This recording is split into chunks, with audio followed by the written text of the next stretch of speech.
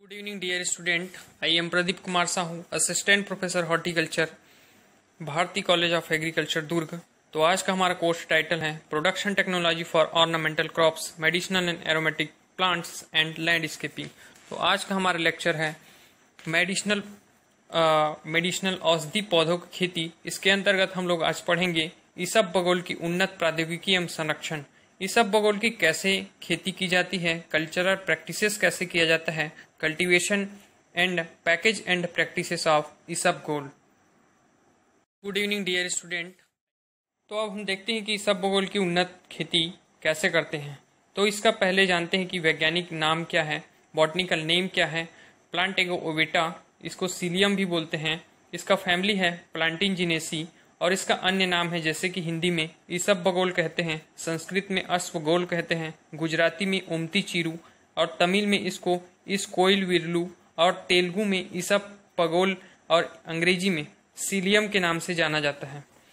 वैसे तो इसबगोल रबी के मौसम में सिंचित अवस्था में उगाई जाने वाली एक औषधि मेडिसिनल महत्व की फसल है जो 115 से 120 दिनों में पक करके तैयार हो जाती है। यह कम वर्षा की स्थिति में कम लागत में होने वाली एक लाभकारी फसल है। इसबगोल एक अत्यंत महत्वपूर्ण नगद आमदनी एवं निर्यात एक्सपोर्ट द्वारा विदेशी मुद्रा फॉरेन मनी अर्जित करने वाली एक औषधि मेडिसिनल फसल है।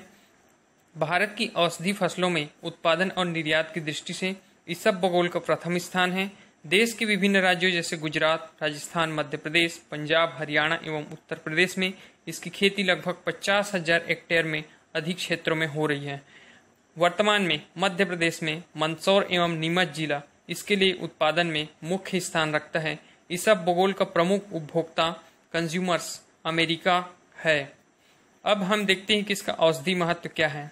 सामान्य तौर पर माना जाता है कि इंसान की ज्यादातर बीमारियों का घर उसका पेट होता है। पेट की मुख्य समस्याओं में एक कब्ज की समस्या है।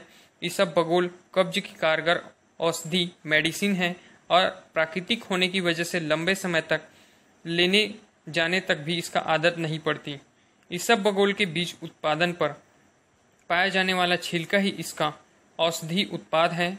इससे इसबगोल की भूसी के नाम से जाना जाता है। इसका उपयोग पेट की सफाई, कब्ज, दस्त, आंव पेचिश, अल्सर, बवासीर जैसे बीमारियों के उपचार में किया जाता है। इसके अलावा आइसक्रीम, रंग, रोगन व प्रिंटिंग उद्योग में भी उपयोग किया जाता है।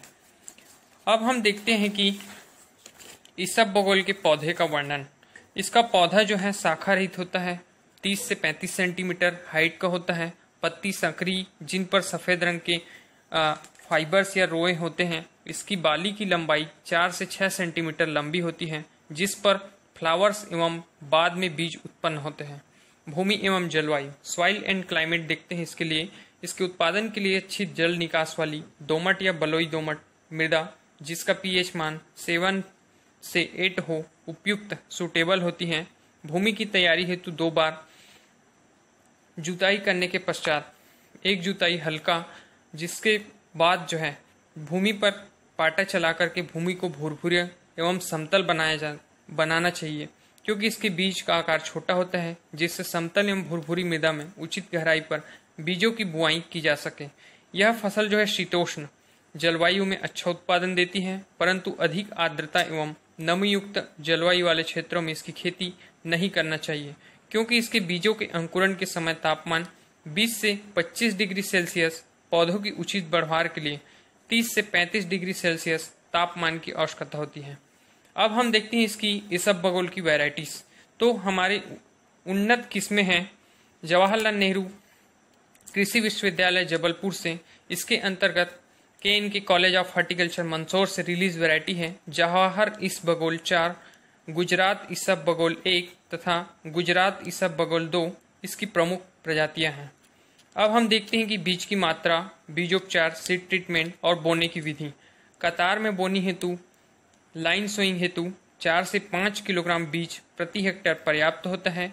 कतार से कतार, लाइन से लाइन की जो दूरी है 30 सेंटीमीटर एवं पौधे से पौधे की दूरी जो है 4 से 5 सेंटीमीटर रखना चाहिए।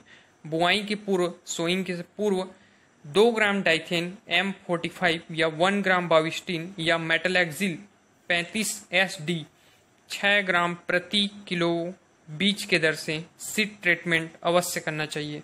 चूँकि बीज बहुत छोटे होते हैं, अतः इसमें बराबर मात्रा में रेत मिला करके लाइन में या छिटकाव विधि से ब्रॉडकास्टिंग मेथड से बुआई कर सकते हैं।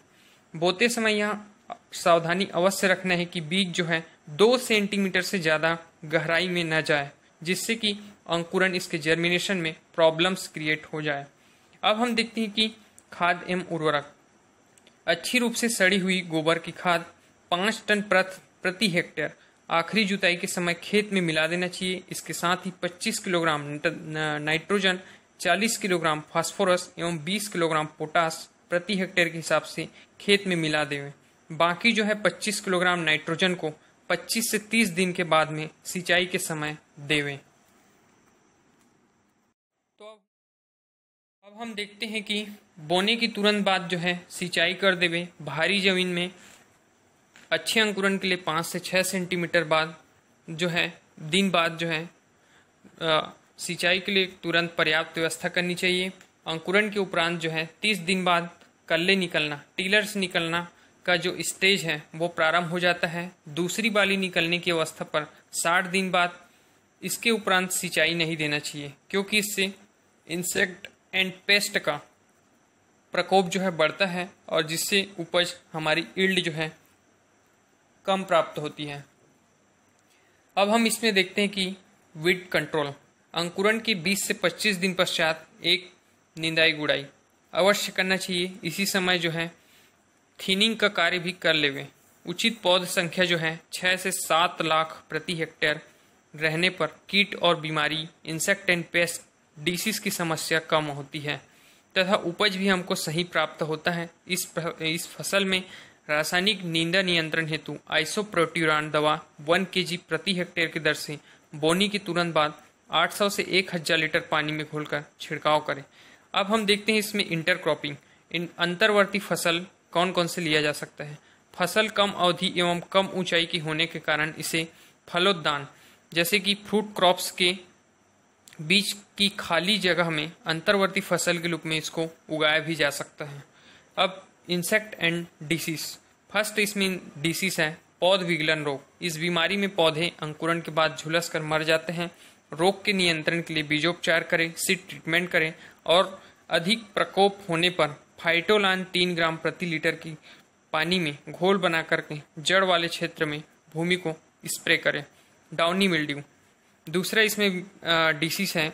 इस रोग के लक्षण जो है बाली निकलने की अवस्था में दिखाई देते हैं। पत्ती के निचले भाग में सफ़ेद जाल दिखाई देता है और पत्तियां मुड़ जाती हैं। इसके लगने पर इसके उत्पादन और गुणवत्ता, क्वालिटी दोनों को ही प्रभावित करता है। इसके कंट्रोल के लिए 3 ग्राम डाइथेन M45 या 3 ग्राम फाइटोलान या 2 ग्राम क्लेक्सलेक्सिल 72 MZ प्रति लीटर पानी में घोल करके छिड़काव करें।